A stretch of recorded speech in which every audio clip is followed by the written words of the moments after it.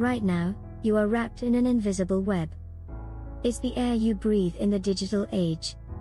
It's the Wi-Fi that powers your home, the Bluetooth that connects your life, and the GPS that tells you where you are. We've been told the architects of this world were men in lab coats, engineers from the Cold War or Silicon Valley titans.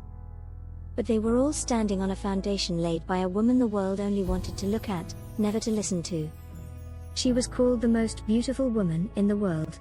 She was a Hollywood goddess who shared the screen with Clark Gable and Jimmy Stewart.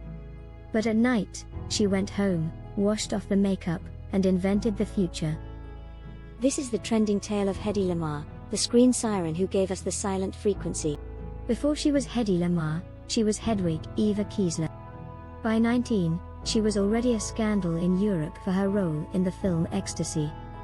She was quickly claimed by Fritz Mandl, a wealthy Austrian munitions dealer. Mandl was a merchant of death. He sold weapons to Mussolini and the Nazis. He was also pathologically possessive. He bought up every copy of her films and kept her locked in his castle like a trophy. But Mandl made a mistake.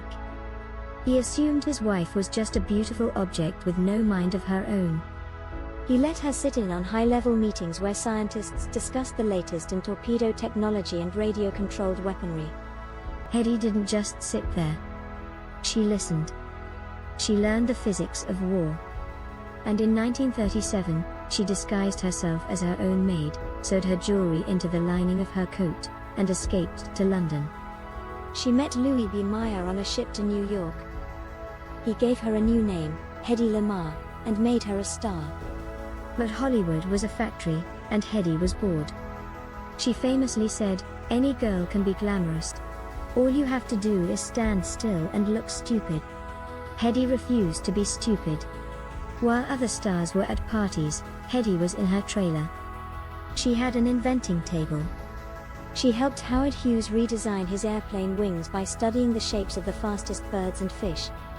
She created a tablet that turned water into a carbonated drink. But her greatest movie wasn't on film. It was the war. Hedy wanted to help defeat the Nazis. She knew that Allied torpedoes were easily jammed by German radio signals. If you could jam the signal, the torpedo would miss. She teamed up with George Antheil, an avant-garde composer who worked with player pianos. Together, they came up with a radical idea: frequency hopping. Instead of sending a signal on one frequency that the enemy could find and block, why not have the signal hop between 88 different frequencies, just like the 88 keys on a piano?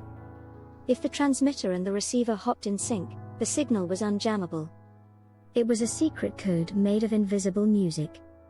They took the patent for the US Navy. The response was devastating. The generals told her, "What, you want to put a player piano in a torpedo?" They didn't understand the logic. They told Hedy that if she really wanted to help the war effort, she should go sell war bonds.